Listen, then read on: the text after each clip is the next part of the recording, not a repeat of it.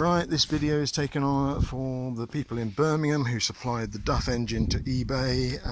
We will also be putting it on YouTube just as a gentle reminder about buying Chinese engines.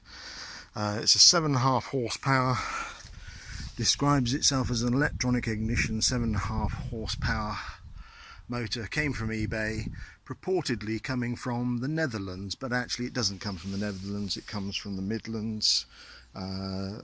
Whether that's just the way they choose to do it, or whether that is a way of attempting to get around UK supply laws and trying not to be subject to UK regulations, I don't know. We have I've got my oil can ready for the drain. You can see I have already extracted the plug.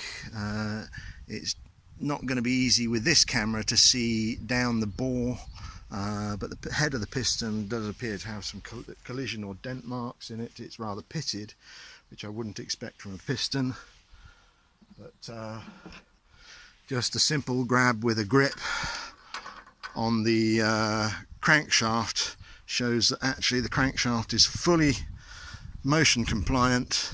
There is no sign of seizure. If the engine, as they claimed, had been run without oil, then there would be no way you would be able to move the crankshaft in that fashion. You can see from the end of the crankshaft it's rotating freely. However, reach a certain point and there is,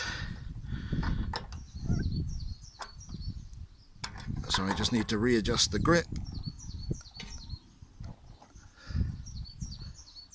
There is a clear stop point which you should be able to see from the keyway.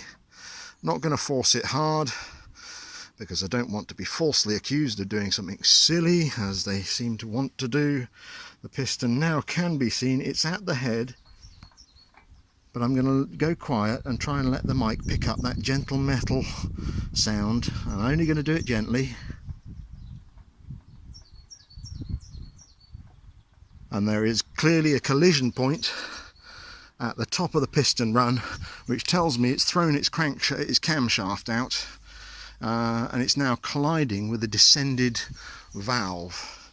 Whether that valve is locked down or whether that valve is rotating out of order, I don't know. But one of the next things that we're going to do is that we are going to take the plug out and we are going to drain some of the oil. You can see the oil there is at the top level marker. It's sloping slightly down, so it is dripping out very slightly, but plenty of oil in the machine. Wouldn't ever dare run an engine. As you can see, that's the old engine. This is how good the engine was. I didn't even get to pulling the old pulley off the old engine and mounting it on the new engine. That's my Tecumseh engine. I'm used to dealing with garden machinery. I'm not stupid, and so quite used to running machines like this. So we're now going to drain the oil out enough to be able to get the camera in there. The charge to I'm going to be charging separately under my DB Services label, charging the company £35 for the boroscope examination. I don't doubt they won't like that, but we can see engine oil starting to run out of this as I lean it down. None of us are stupid enough to run an engine without oil. There's plenty in there. Good grade. It's still clean. The thing ran for about 90 seconds. It really had no running time at all before it failed. Sorry, I'm going to have to put the camera down while I do this drain.